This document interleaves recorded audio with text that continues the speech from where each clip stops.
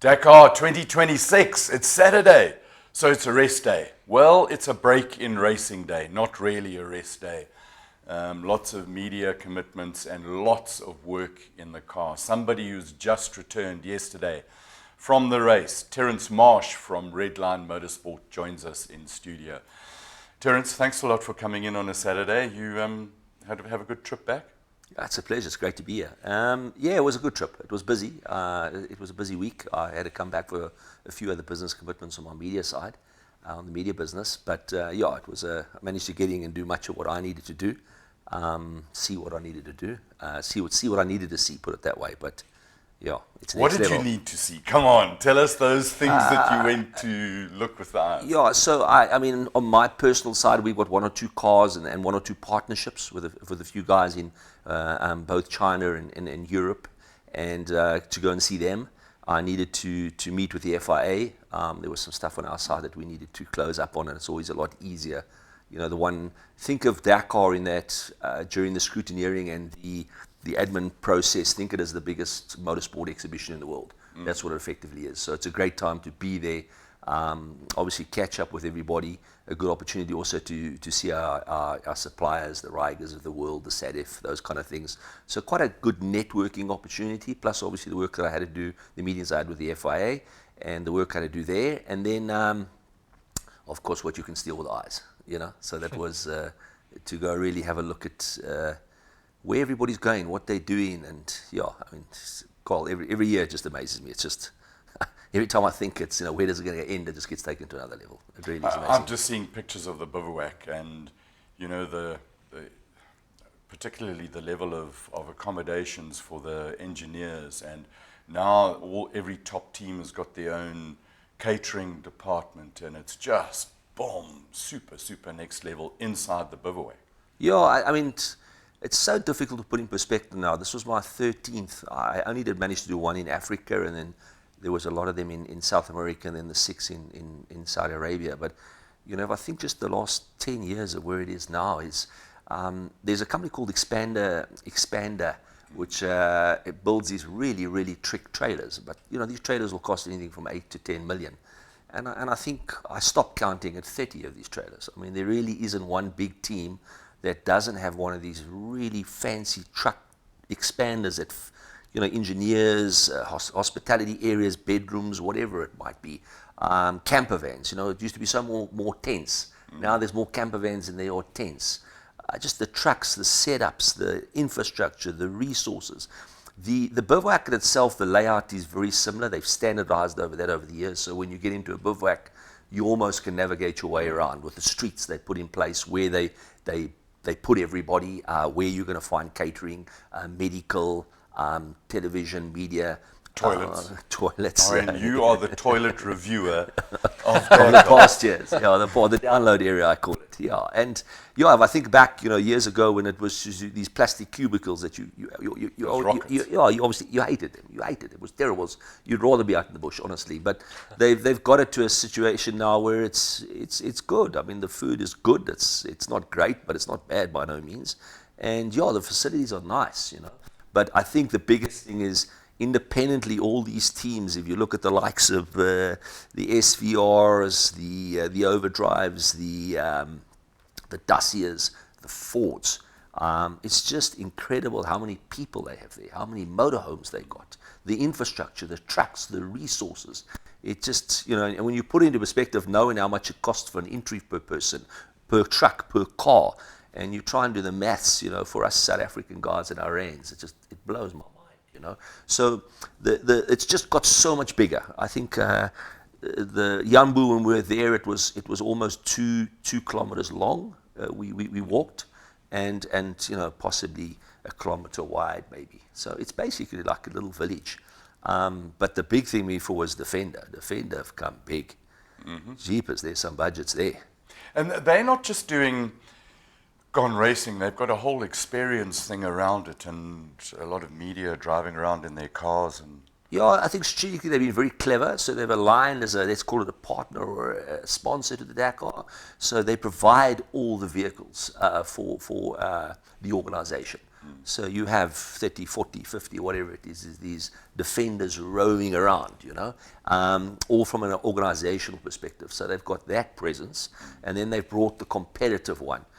They've been quite shrewd in the way they've gone for the stock. There is only 5 of them, and in that class, and of the 5, 2 are privateers. So, I mean, no one must be surprised by the results. It's a given.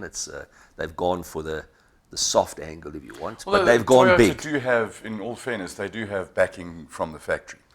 God, if I showed you the two, you would think the Toyota one looks like a regional setup in South Africa. The Defender is probably the biggest setup there. I mean, I stopped counting to give an idea. I think it's 30 of their Defenders with rooftop tents, which is just their support vehicles. Nothing to do for. So they got 3 cars. They got 2 expander trailers. I think there is.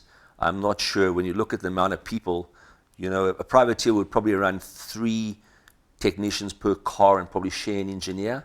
I think the Fords are sitting at something like 7 per car. There's chassis engineers, there's engineers. It's crazy. So when you look, they're doing it properly. There's no doubt about it. There's absolutely no doubt about it. And it's not costing them nothing to have Peter Hansel in a car, and obviously the other 2 youngsters. But yeah, it's a clever marketing strategy, but it's an expensive one. What do you think of that whole stock class? It's hard for me to put in perspective, because when I looked at the car, it's a proper piece of kit they put together there. So yeah, I mean, if they're starting on the base of an Octa, which in South African terms is a 4 million rand plus car, and then they've obviously taken within the regulations of what they can do on suspension and wishbones and a few other things, and roll cages, and I'm not a fay with exactly what the rules of that stock are, because they've changed. They've changed. Yeah. But I think you're still probably looking at a 6 million plus piece of machine there. I can't see anything cheaper than that. That's for damn sure.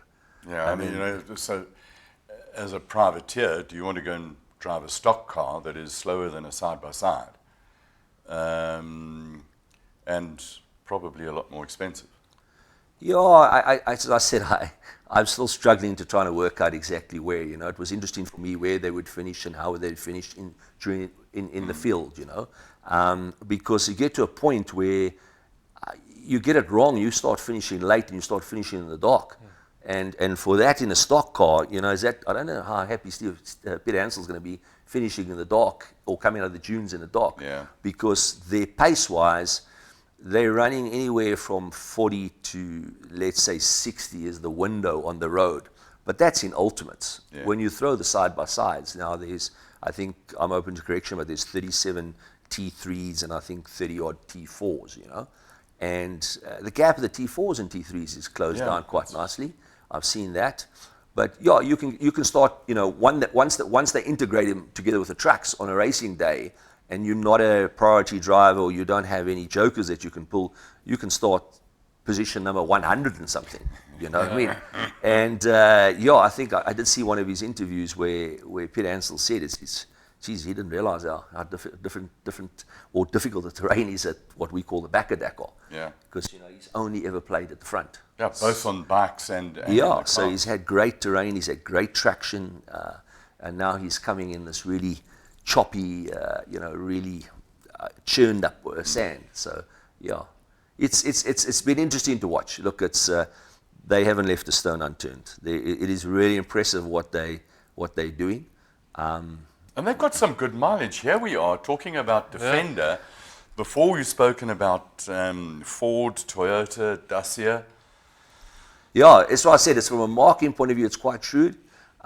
Whether they've had to spend as much as they spend, wow, it's big, eh? It's big. Well done to them. From a marketing perspective, I look at return on investment and I say, oof, guys. But someone's clever enough to obviously work that out. Sharp end of the field. My gut feeling that this race is one of the Fords, and I chose. It's one of the Fords, Henk, and NASA.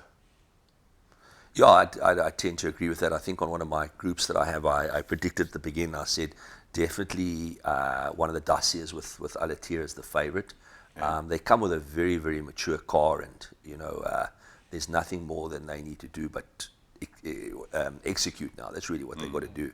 And he is probably the overall package. If you ask me, I think Henk is the fastest there. I really do think he's the fastest, but I think he's in his 5th Dakar. Whereas Nasser is, he's just a complete. And watching Nasser every year is just this incredible ability to just switch it on when he needs to. And I had the chat with Glenn a few times, asking Glenn, how does he get this? How does he suddenly find this time when he needs it? Because when I understand in the dunes, he's a specialist and he's known to, he's another level versus everybody else there. But you can watch him in stages where he will keep a respective pace until he gets towards the second half. And then he just puts minutes in between the rest of the field, And so there's, I go to the point that I still see him as probably the favorite. And only because I think Henk's got the pace, but I think they've already proved it. I went there wondering about it's a brand new car, man, with probably 4,000 kilometers of testing on. Listen, there's heaps of experience in the build and design of the car, you know what I mean? But we still know to build a car and to take it to Dakar is its first race, And 4,000 kilos testing is in our sport is nothing, But again, to the Overdrive team and to Glenn, Glenn, we all know, we all respect for the ability and what he's done in our sport and continues to do. But they've been impressive. So you suddenly put him, but I had him in the mix if the car stood the test of time effectively. And Seth Quintero in the same car. Yeah, and there's another one 23 years old. Who's lifted his game, and it's a discussion I also had with Glenn before Dakar, because watching the Rally de Morocco and a few of the events before that he just seemed to have found something else now. Before, how much of it was noise and how quick was he actually. But he's suddenly in the mix. He's a stage winner and he's in the top 5, and so he's but not a winner yet. Not a winner. If we go to your point about an overall winner. Overall winner. Win stages. Stage wins, Stage wins, yes.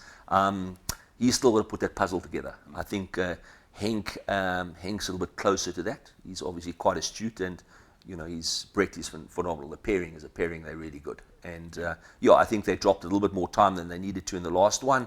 Purely, just maybe lifting a little bit more, not realizing one was defending and the other one attacked, and therefore we got to the 6 minutes. And then your point in the forward was, I know they're competitive. Did I think they would be this competitive? No. And did you think they'd be this reliable? I wasn't sure. Look, that high revving V8, it's got an operating window which is right at the top, produces the power at the top, and while it's a powerful engine, the torque delivery at the bottom is not necessarily, let's say, great versus the turbo. And I thought maybe that something would over time, and particularly in the beginning it was fast and flowing, so you really wouldn't see that. But the one thing that they've got right, where you watch all the videos, and I was fortunate enough to watch something in the stage, the suspension.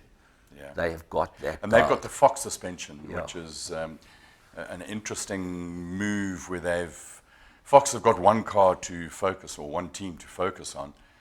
Raga, a lot. Yeah, I think that's the biggest. I was fortunate enough that I was at their shakedown. So I spent a good 2 hours at the Ford shakedown and really looking at the cars because they've got 4 new cars. They saw Evolution cars, and the 4 that went to the customers. And Matt Thursby, Duncan's son that used to be with us, is on a car there as an engineer. So having some insights from Matthew. He's actually, which is quite nice, on Guthrie's car. So he's picked up 2 stage wins. But the biggest thing was the handling, because obviously everything is traction and braking. That's where the speed's going to come from. It's all good to have the power, but if you're not getting the power to the ground, well, you're not getting the performance. So that's the one thing. If you watch the videos, I think that's their differential. If I could ask you, Terence, we've discussed the cars at length, but if you were my Dakar driver and I said to you, pick a car, Dacia, Toyota, Ford, what would you pick? Gee, it's such a tough one. If you asked me the week before, I probably would have said, the SVR Toyota is such a pedigree. That's the original Glen Hall with Evolution. Sure. And we all know how many championships and Dakar winner it is. So you probably would have said, that's the banker. I'd go with that car to start off with. It has the least question marks or doubts about it, So that probably would have been my answer. But at the same time, I would have said, Dacia. Those would have been the 2. Okay. It would have been the 2. The new Overdrive one was unknown, so I think there was an element of gambling. Yeah, and the Ford also kind of unknown because outside of the Dakar and Rally de Rock, you don't really see much of them. Yeah. One car comes out, and but Ekstrom as well. There's another one who's he had a good result last year, and he's on it again. We had a beginning of the race. We had predictions. I'd chosen Ekstrom and Ladechan. I thought that NASA would be surprised by the speed of both the Ford and the Toyota. And in the day before yesterday, when Henk passed him twice, he seemed visibly shocked in the interview. I don't think he realized how quick the overdrive Toyota is. But hey, we'll see. Yeah, it makes for a very, very interesting second half. I mean, the first What half. are you expecting for the things going forward? I think less of the yo-yo effect. I mean, that was the biggest observation in the first week. Is obviously we started on Yanbu and then we went north to Alula and then off to Hale. And once we start going inland in Saudi Arabia and now off to Riyadh, it's more sand and less of the rocks. Massive observation in the first week was these punches and this abundance of them. So, what is this underlying issue and how and what? And even to the fact that the trucks were having more punches than they would normally have, because obviously everybody looks at the tire and I say, guys, the rocks have got angry and the speed has got more. The guys are attacking more. I think that's the biggest thing. It's another discussion that you keep thinking about, and it's a properly constructed tire. It's a performance tire. I'm not sure you can get much more out of the volume of that thing, but when you look at what these cars and the speeds these cars are doing, it's just incredible. I've been doing this for 26 years, and I still don't know where this ends, because when they're climbing cars now and you look at what the intensity of a Henk or Seth or Aliyyah, and it's as long as these cars are hitting something straight, they can almost hit anything, within reason, obviously. Everything has its things. But I think it's, again, we saw it in the T1s of why we had to go to the bigger tire. I just think the technology of these cars and the speed of the cars, they outgrew the T1. That was why did we get T1 pluses? Because the cars are too quick for the previous generation tire and size, which is the 16-inch. So we go to T1 plus now, and I think with the suspension setup and the power and the performance, you get a point that, guys, the tire is only capable of so much. Outside of this, but the rocks were really, really sharp. So the growth never stops, Terence. Yeah, never stops. But we have to. It's Saturday. You've got a busy day. We've got jam-packed days. There's a queue coming, which is absolutely fantastic. I feel very lucky that we've got so many people who'd like to chat with us, and really thank you very much. Yeah, it's a pleasure. Let's look forward to, I think the second week's going to be interesting. Yeah, and it would be really nice if you could come in again and towards the end of Wednesday, Thursday-ish, and because let's see how this chess thing plays out. And keep up the good work with the info that you send out. It really is. Thank you. It's valuable, and I know many people appreciate it. No, absolute pleasure. Thanks for having me. Terence Marsh, we go to a new racing season in South Africa. Good luck for Red-Lined and all the stuff that you do, and thank you very much for coming in. Thank you. Thank you for all the support. Thank you. Cheers. Cheers.